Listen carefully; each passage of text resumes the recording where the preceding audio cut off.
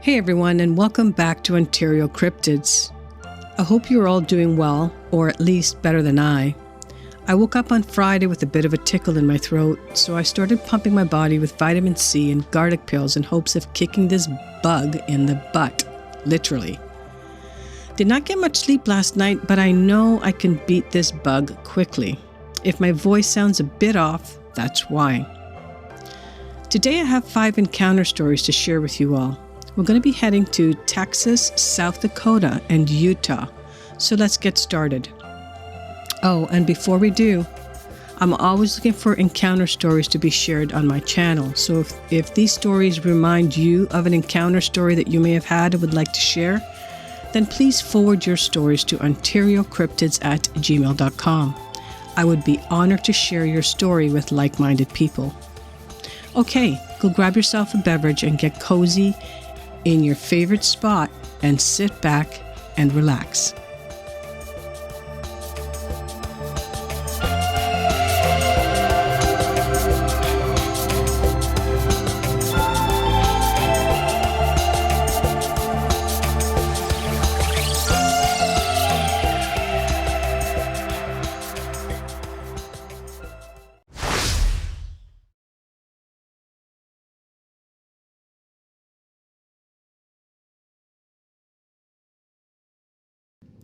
This first encounter takes place in the fall of either 1988 or 1989.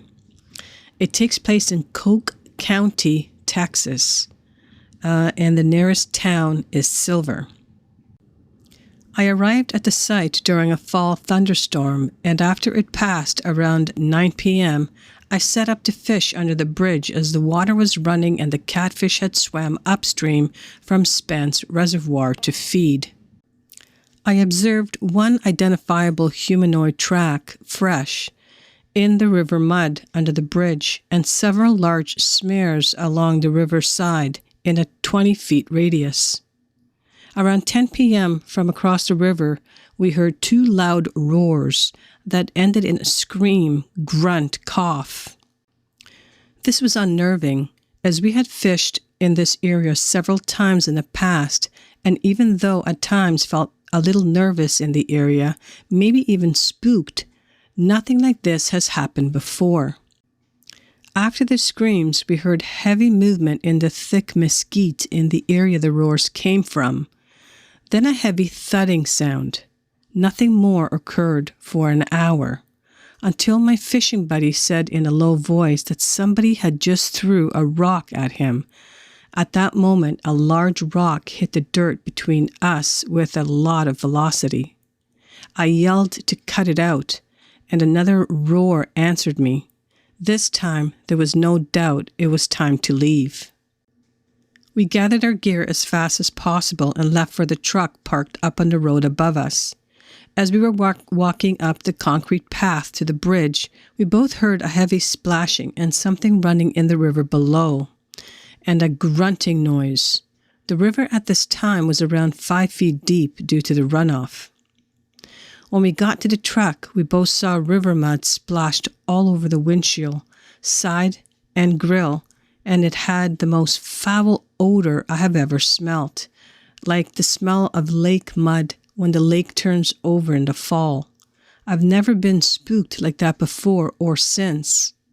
Also, I've never returned to that spot because it scared me.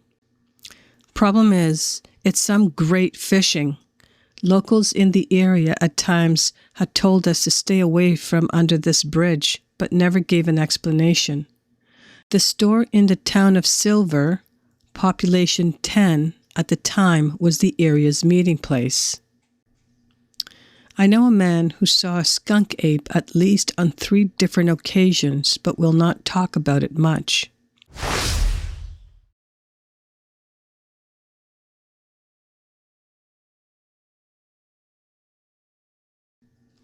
Okay, so this next encounter takes place in the fall of 1998, September to be exact, and it takes place in Shannon County, South Dakota. The nearest town is Porcupine. For the past 4 years, my family had seen a creature unidentifiable to us. These sightings have been at our home 7 miles north of Porcupine, South Dakota. The creature appears to be 7 to 9 feet tall and has left a couple of footprints that measured 18 inches long and 7 inches wide. It stands upright and has a slight hunch when walking. We have also found here possible saliva mixed with grass and dried blood stains on cactus. There have been small trees broken on the property. They look snapped, which would take such strength. It has often been seen running at high speed, too quickly to follow. My family members and I have seen this creature continuously, not just once. Sometimes days pass between sightings.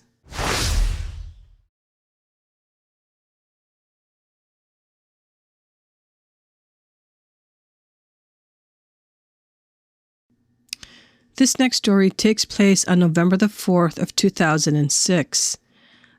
It takes place in Pennington County, South Dakota, and the nearest town is Keystone. I was driving home to Custer, South Dakota from Keystone, South Dakota on Highway 244, or known as Mount Rushmore Road. At about 5:20 in the evening, along the side of the road was a large Bigfoot. It looked right at me as I drove by. It was reddish-brown in color, hairy, and very tall, with long, big arms and slightly hunched over. I drove by it at about 40 miles per hour, and when I looked in the rearview mirror, it was gone. Later the next day, I went back to the spot to look again and found nothing but a well-used trail. I didn't go up the trail.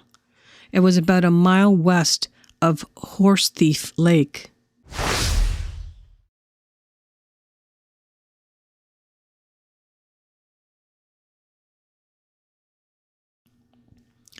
This next encounter story takes place on October 14th of 2021. It takes place in Summit County, Utah, and the nearest town is Robertson, Wyoming. My dad, my cousin, my brother, and my uncle and I were elk hunting by State Line Reservoir, Utah. My uncle and my cousin split up, and the rest of us went one way. It was getting dark, and we headed to the meadow to meet up my cousin and uncle. We were waiting for them, so we sit down on a log. My uncle and cousin are still a ways away. Then it felt like somebody was watching me from behind. That's when we hear 2 very distinct wood-on-wood knocks in front of us. Then we heard 2 behind us, then 2 more in front of us. I got up and I knocked back, and in the distance we heard another bigger one. A bit later, we heard a single knock even closer behind us. I did some rock clacking, and after a while, I heard something move behind us. On our way out to the truck, my uncle heard a knock.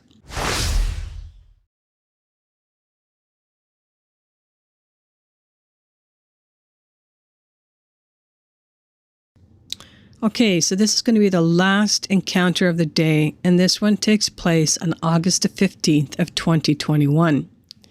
It takes place on Mirror Lake, Utah. I was solo camping near Mirror Lake, Utah, a couple of miles up, right by a little pond. I managed to catch 6 little trout, which I cooked up 3 for my dog and 3 for myself. I have a 4-year-old black lab. I set up my tent and as the sun was setting.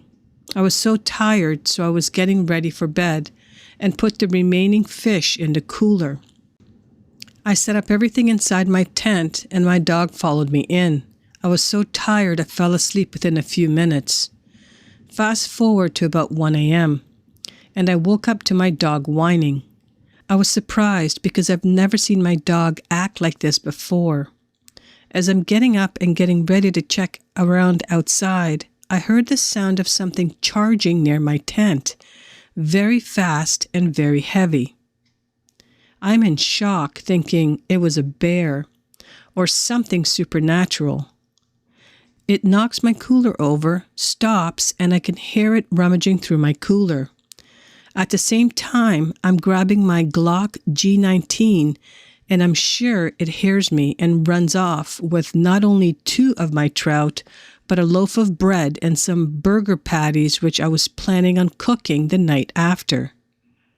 I finally managed to open my tent, and the thing is long gone.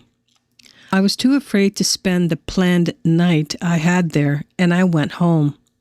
My dog seems a lot more scared and jumpy after all that, and I'm not planning on going camping there ever again.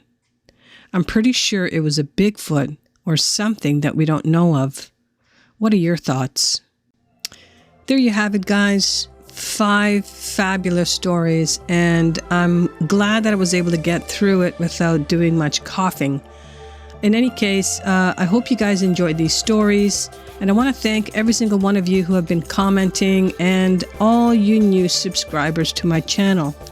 Thank you so much. I truly appreciate it. If these stories reminded you of an encounter that you may have had and would like to share, then please forward your stories to OntarioCryptids@gmail.com. I would be honored to share your story on this channel.